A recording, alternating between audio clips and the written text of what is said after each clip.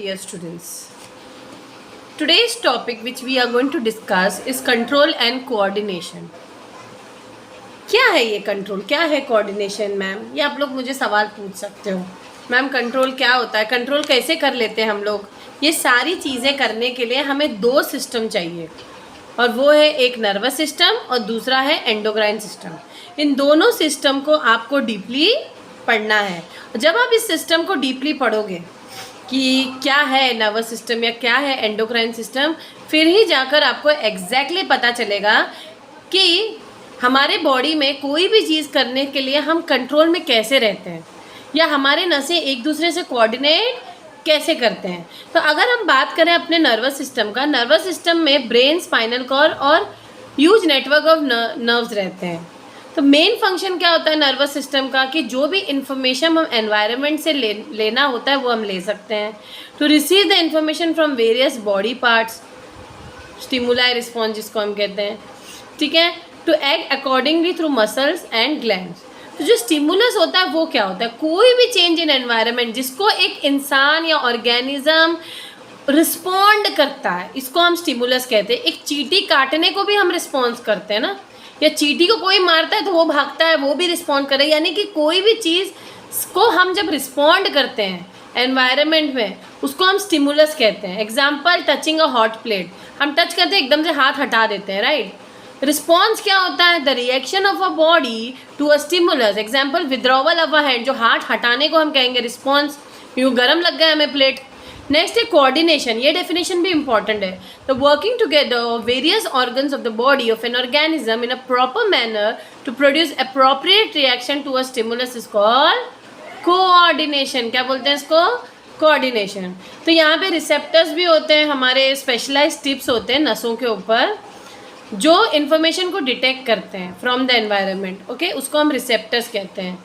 और भी टर्म्स है जिसको आप लोगों को याद करना है। Synapse, the point of contact between the terminal branches of axon of one neuron with the dendrite of another neuron is called synapse. जैसे ये है,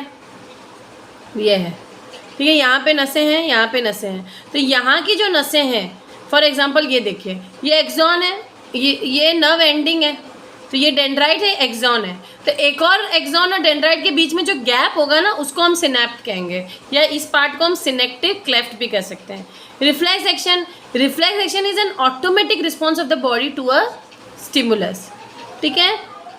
मतलब अपने आप, जैसे अचानक से तुम प्लेट पकड़ते हो, तुम रुकते नहीं हो कि बॉडी अब मैसेज देगी, ब्रेन अब मैसेज देगा, तब हम अचानक से हटा देते हैं। इसको हम कहते हैं रिफ्लेक्स एक्शन। और रिफ्लेक्स आर्क क्या होता है? जो पाथवे हुआ है नर्व इम्पल्स का, इसको रिफ्लेक्स आर्क। और न्यूरॉन का डायग्राम डेफिनेटली स्टूडेंट्स आएगा, इसको पढ़ लेना।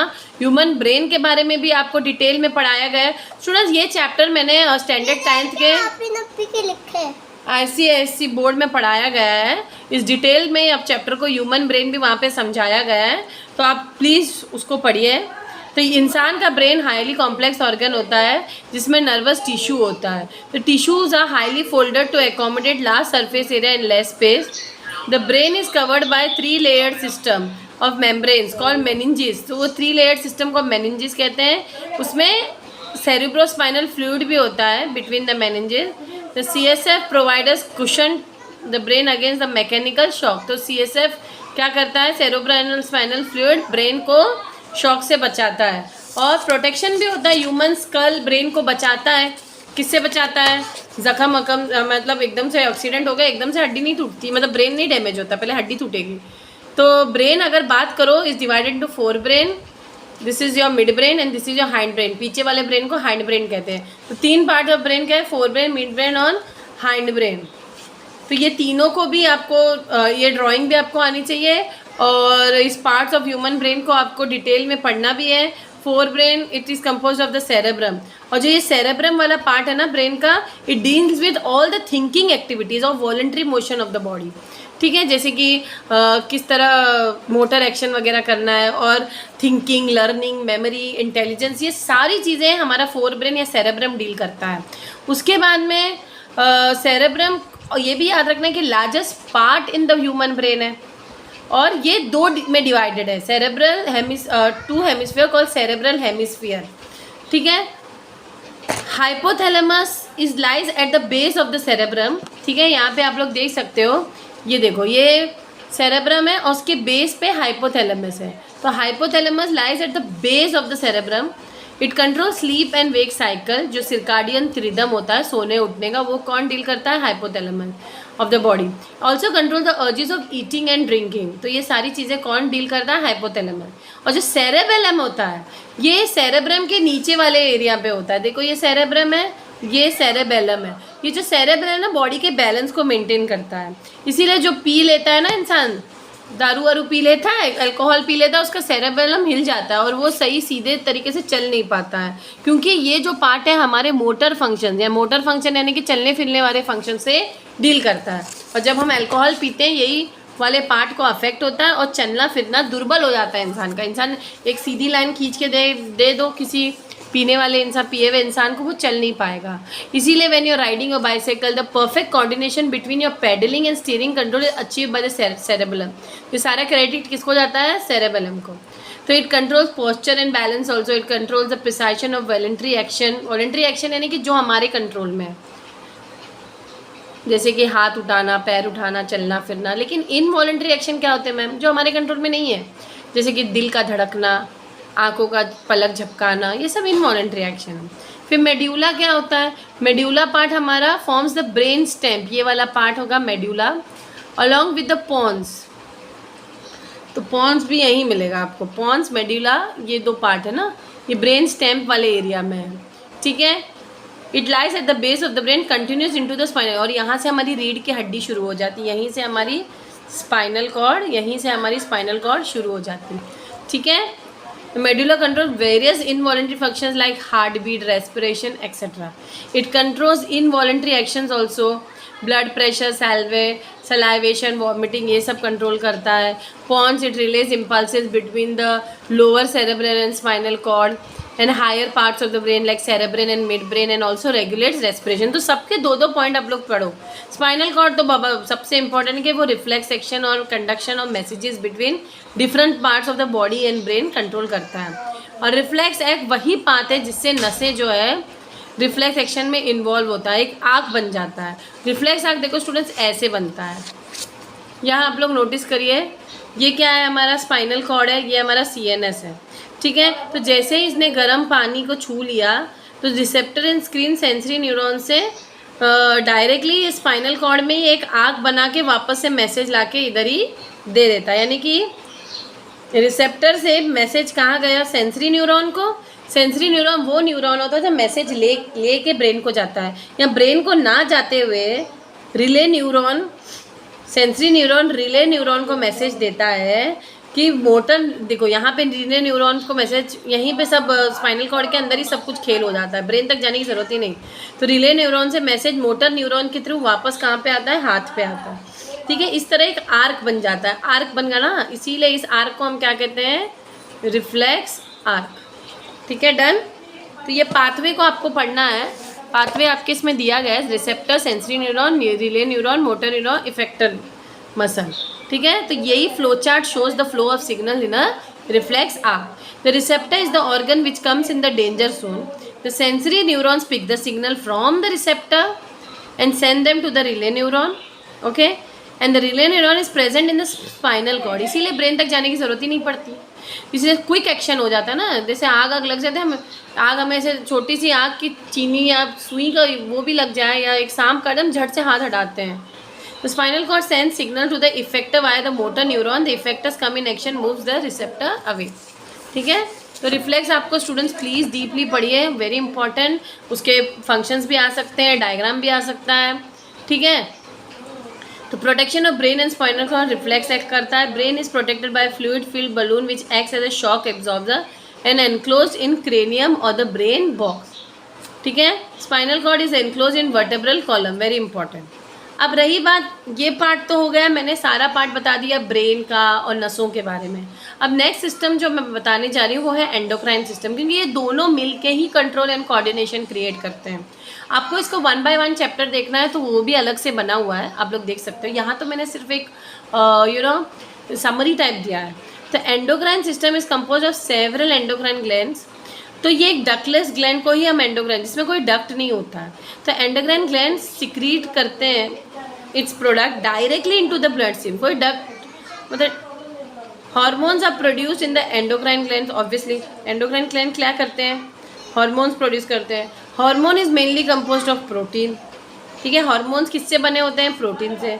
हार्मोन क्या करता है, नर्वस सिस्टम को कंट्रोल एंड कोऑर्डिनेशन में हेल्प करता है, यही मेन फंक्शन है हार्मोन का। तो जो हार्मोन एंडोक्राइन ग्लैंड रिलीज करते हैं वही control and coordination of nervous system में हेल्प करते हैं। Nervous do not react to every nook and corner of the body and hence hormones are needed to affect control and coordination in those. ये एक helper की तरह काम करता है कि हर कोने कोने में जाके मैसेज डिलीवरी करे या वहाँ से मैसेज ब्रेन को लाए। Moreover unlike nervous control, hormonal control is somewhat थोड़ा बहुत स्लोअर होता है। तो हार्मोन्स का डेफिनेशन पढ़ो। These are the chemical messengers secreted in very small amounts by specialised tissues called ductless gland which are the endocrine gland. वो एक target tissue रखते हैं कि कहाँ पे जाके हार्मोन्स को टारगेट करना है, या टारगेट ऑर्गन रखते हैं। तो मेन सोर्स से टारगेट ऑर्गन दूर रहता है। तो जो endocrine system helps in control and coordination through chemical compounds called hormone. तो ये आपको कुछ चीज़ें यहाँ पे याद रखनी है। और यहाँ पे एंडोक्राइन ग्लैंड्स कुछ दिए भी गए हैं डायग्रामेटिक फॉर्म में, आपके बुक में तो डिटेल में दिया गया है। यहाँ पे इन मेल्स और फीमेल दोनों में एंडोक्राइन ग्लैंड दिए, दोनों में हाइपोथैलेमस, पीनियल, पिट्यूटरी ग्लैंड होगा, थाइमस और पैराथायरॉयड ये सब सेम होगा। डिफरेंस कहाँ आएगा उनके मेल और फीमेल पार्ट में। फीमेल में ओवरीज होते हैं और मेल में टेस्टिस होते हैं, याद रखना, इतना ही डिफरेंस है। ये दोनों डिफरेंस याद रखना, ओवरीज और टेस्टिस का, ठीक है। Remember stimuli is the change in the environment, ये कुछ टर्म्स हैं जो मैं रिवाइज कर रही हूँ। Stimuli is the change in the environment to which organism respond.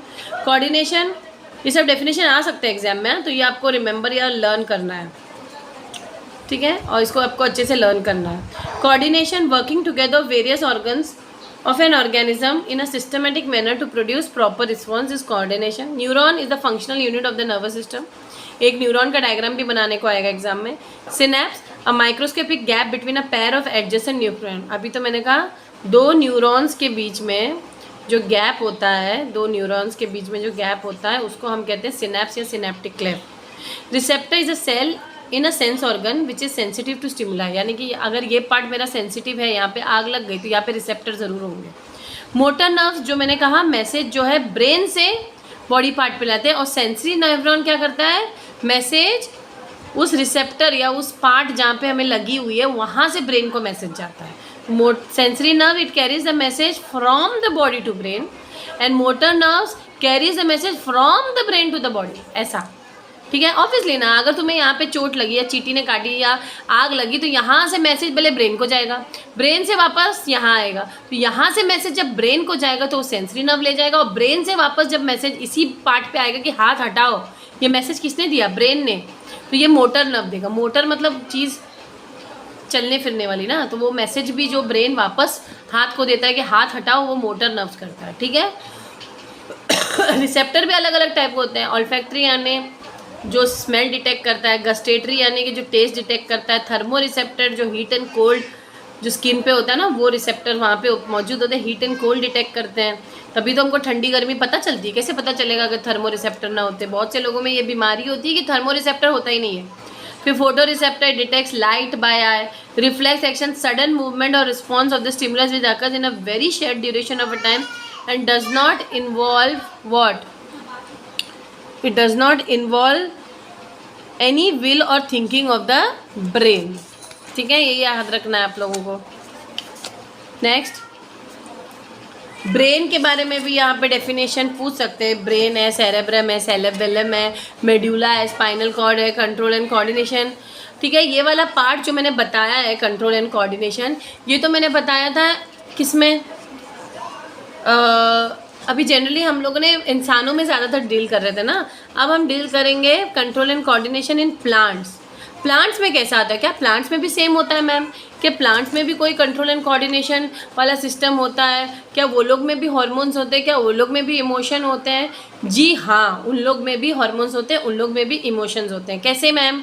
जैसे आप एक plant, touch me not plant को छुओ, वो एकदम से बंद हो जाती है। क्या आप प्लांट को सनलाइट से दूर रखो तो प्लांट जो है अपने तरफ सनलाइट को मोड़ लेती है, यानी कि उनमें इमोशन है। प्लांट एक लिविंग क्रीचर है, राइट? तो movement in plants and hormones हम ये control and coordination in plants वाले टॉपिक में पढ़ेंगे। Coordination in plants, unlike animal, plant do not have a nervous system, उनमें कोई नर्वस सिस्टम तो नहीं होता है, लेकिन प्लांट्स कुछ केमिकल यूज़ करते हैं जिससे वो control and coordination carry out करते हैं। उनके हार्मोन कह सकते हो, या प्लांट के hormones are responsible for various kinds of movement. जैसे एक एनिमल में बोथ नर्वस सिस्टम का एंड एंडोक्राइन सिस्टम मिल के करते हैं। यहाँ पे नर्वस सिस्टम नहीं है, सिर्फ एक एंडोक्राइन भी नहीं कह सकते हो, लेकिन प्लांट के हार्मोन्स जो होते हैं they are responsible for various kinds of movement in plant.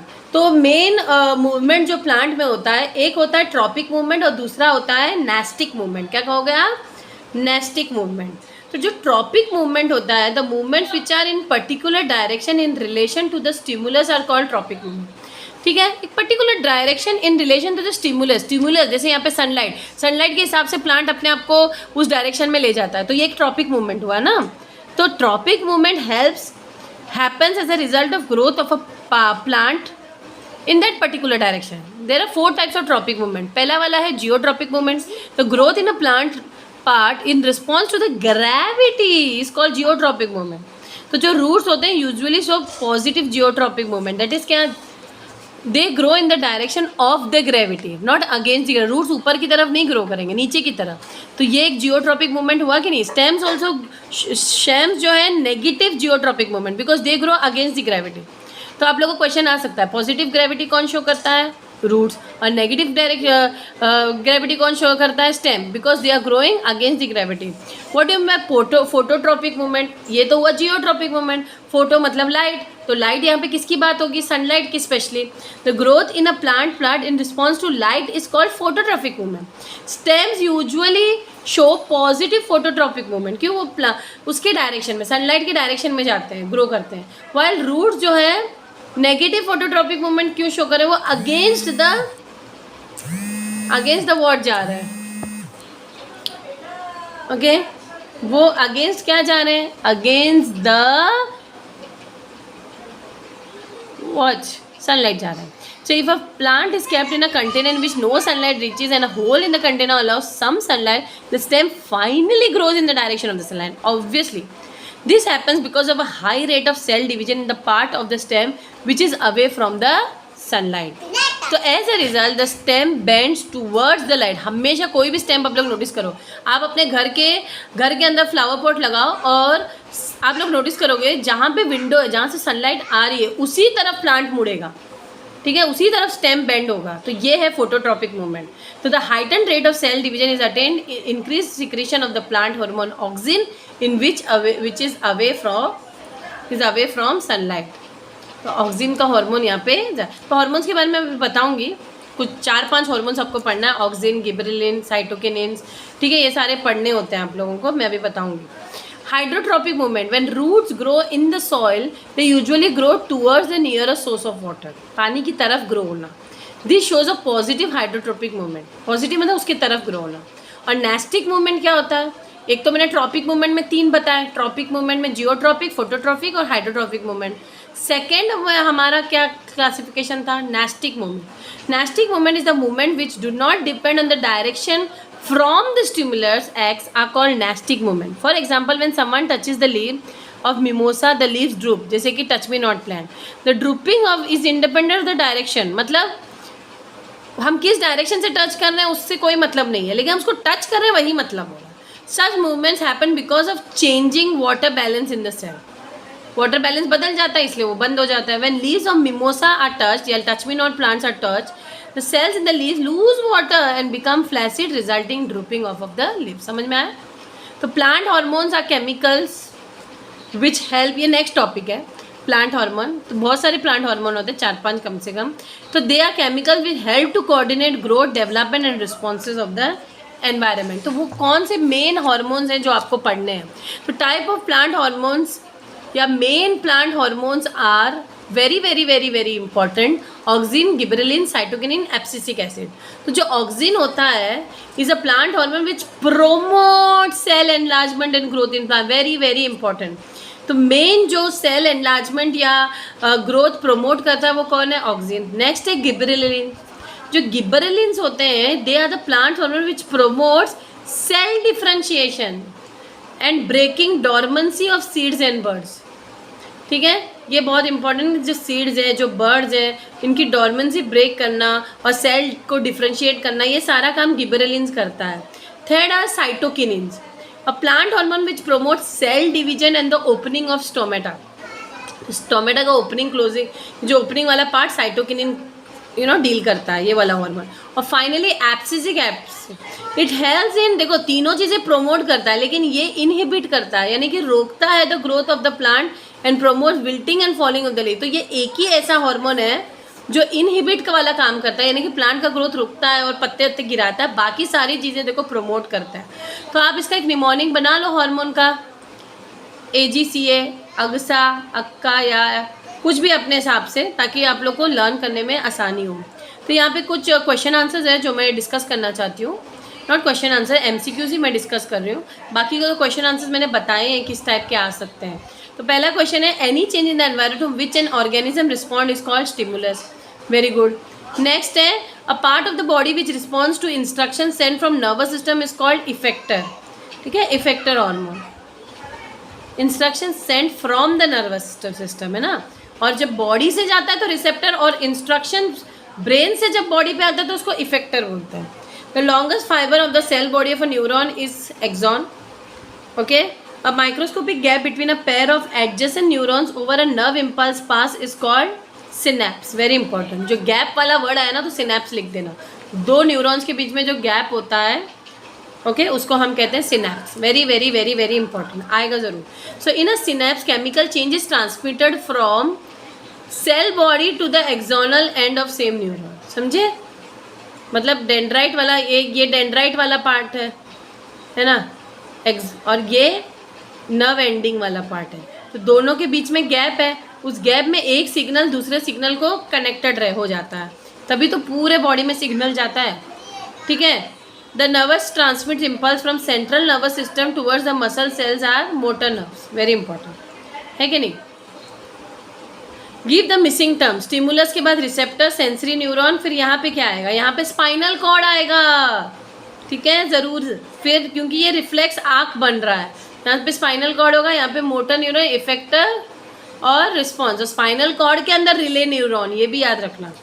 In a neuron conversion of electric signal to chemical reaction occurs at axonal terminals. Very important. Next question is very important student, देखो पढ़ने के बाद जो question answer हम लोग solve करते हैं ना, वो सेशन बहुत इंपॉर्टेंट होता है। ठीक है, the statement which is wrong, standard action in response to something in environment is called reflex action, ये तो सही है। The path through which signals are transmitted from receptor to muscle is called reflex है, गलत। ये जो path है which signals are trans from the receptor, देखो यहाँ पे देखो, sensory neurons carry impulse from the effector to the receptor, ये भी ठीक है। Motor neurons carry signal from spinal cord to effector organs, ये भी ठीक है। मोटर सेंसरी न्यूरॉन्स, ये भी ठीक है। एक मिनट, यहाँ पे कंफ्यूजन है, ये देखो यहाँ पे लिखा है सेंसरी न्यूरॉन्स जो होते हैं carry impulse from the effector to the receptor, and here what is written, the path through which signals are transmitted from the receptor to the muscle और इफेक्टर। तो यहाँ पे यही आंसर सही होगा कि इस गलत है, मतलब स्टेटमेंट कौन सा गलत है ये आपको लिखना है, जो स्टेटमेंट गलत है। जैसे पहले वाला स्टेटमेंट तो सही है, रिफ्लेक्सेस का भी तो यही वाला पार्ट गलत होगा, sensory neurons carry impulse from the effector to receptor, है ना। Next, the highest coordinating centre in the human body is brain. Cretinism results due to excess secretion of growth hormone, under secretion of thyrosin, excess secretion of adrenaline, under secretion of growth hormone। तो answer है under secretion of growth hormone। growth hormone। next, the brain is responsible for balancing of body, thinking, regulating of heartbeat, all होना चाहिए ना answer. involuntary actions in the body are controlled by medulla in hind brain, very important, और voluntary is controlled by cerebrum। okay, main functions of cerebrum is thinking, hearing, memory, balancing। तो cerebrum में तो main function हमारा memory है। Posture and balance of the body is control by cerebellum, very important. जब भी posture वाली बात आई, पिए हुए इंसान का याद करो कि बॉडी बैलेंस नहीं मेंटेन होगी अगर सेरेबेलम हिला हुआ है। Breathing is controlled by medulla oblongata, very important. Which part of nervous system controls the reflex activities of the body? Spinal cord, very important. The following acts as both endocrine and exocrine glands. Which acts as both pancreas? ठीक है, the gland which secretes the growth hormone is pituitary gland. Okay, again very important. Next question is the following pairs of the brain part and its function are not correctly matched. जैसे cerebrum का memory है, ठीक है, cerebrum का balance ही ठीक है, medulla का involuntary action, pons का कॉन्शियसनेस नहीं है, ठीक है। Choose correct statement about insulin. It is produce by pancreas, it regulates the growth and development of body, it regulates blood sugar level, a deficiency causes the. तो ये सही है, ये सही है, सी सही है। ग्रोथ और डेवलपमेंट नहीं सही है।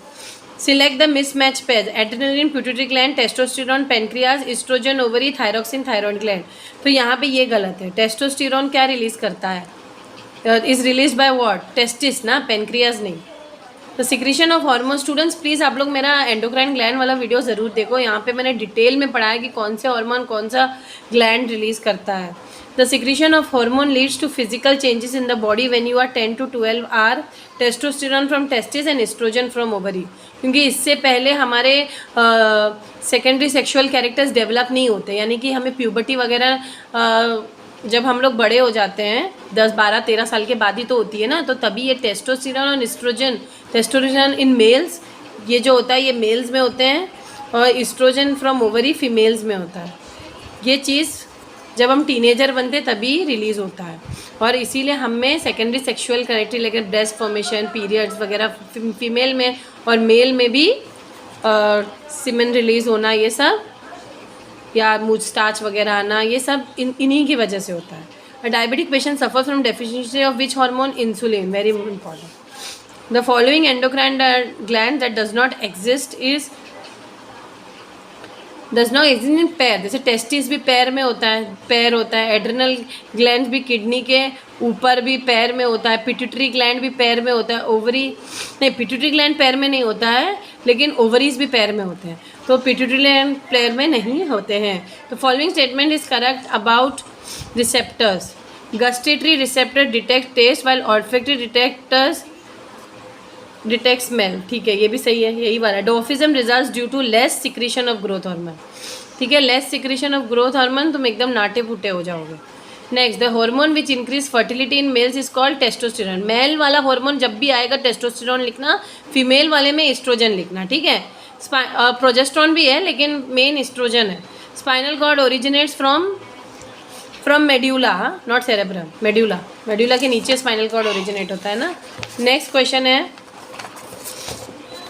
in humans the life processes are controlled and regulated by reproductive and endocrine system, respiratory and nervous system, endocrine and digestion, nervous and endocrine system। यही तो मैंने स्टार्टिंग में बताया था चैप्टर के। A person consuming seafood is least likely to develop which goiter, क्योंकि ना ये जो गले में जो एकदम से बड़ा, ये किसी का गला है, गला एकदम जो सूज जाता है, यहाँ पे एक बड़ा सा सूजन आ जाती है ना, वो गोइटर होता है। ये उन लोगों को होता है जिसकी थायरोक्सिन की कमी होती है, यानी कि नमक से हमें थायरोक्सिन हार्मोन मिलता है। अब नमक जो है समुद्री किनारे लोगों को मिलेगा और जो समंदर से दूर रहेगा उसको ये बीमारी होने की ज़्यादा संभावना होगी, क्योंकि उसमें थायरोक्सिन हार्मोन कम प्रोड्यूस होगा। Human hormone reducing blood flow to the digestive system and skin during stress is adrenaline. इसीलिए स्ट्रेस मत लो, क्योंकि ब्लड फ्लो डाइजेस्टिव सिस्टम को कम जाएगा और इंसान मोटा हो जाएगा। Which type of tropism does he observe? ये देखो, ये सनलाइट की तरफ प्लांट मुड़ रहा है, तो ये किस टाइप का फोटोट्रोपिज्म। बहुत इजी, फोटो मतलब लाइट, ट्रोपिज्म मतलब movement of the plant towards a particular stimulus in the environment, ठीक है। The movement of shoot towards the light is phototropism, okay. The main function of abscisic acid in plant, abscisic acid यानी कि याद रखना कि वो inhibit growth करता है, बाकी सब तो प्रमोट करते हैं ना। Which of the following is not associated with growth of plant? Abscisic acid है ना, इनहिबिट करता है, प्रोमोट नहीं करता है। The shape of guard cell changes due to amount of water in cell, definitely. The substance which triggers the fall of mature leaves and fruits from the plant is due to abscisic acid, क्योंकि वो inhibit growth कर रहा है, उल्टा पत्ते अत्ते झाड़ने में help कर रहा है. The movement of sunflower in accordance with the path of sun is due to phototropism. The growth of pollen tubes towards the ovule is due to chemotropism. Next, the growth of tendril in pea plants is due to rapid cell division in tendrilar cells in contact with the support. अब big मतलब ये कुछ terms है. मतलब P plant में tendril जो होते हैं, टेंड्रिल इस तरीके से होते हैं ना, तो वो ना हमेशा ग्रोथ क्यों होता है, क्योंकि वहाँ पे बहुत सेल डिवीजन होता है टेंड्रिलर सेल में, ताकि टेंड्रिल्स जो होते हैं ना, प्लांट्स को टेंड्रिल्स जो होते हैं ना, वीक प्लांट्स को सपोर्ट देते हैं. और सपोर्ट देने की वजह से, ताकि वो प्लांट गिरे ना, तो rapid cell division tendril cell is contact with the support. A big tree falls in a forest, but its roots are still in contact with the soil. The branches of this fallen tree grow straight up vertically. This happens in response to what? Light and gravity. Which plant hormone promotes cell division? Cytokinin. ठीक है. Which plant hormone promote dormancy? ये cytokinin से students, ये auxin होना चाहिए इसका answer. ठीक है. विच of the following is a plant hormone? इनमें से इंसुलिन, थायरोक्सिन, एस्ट्रोजन, साइटोकिनिन. तो cytokinin is a plant hormone. So I hope you have understood the chapter. Okay, thank you.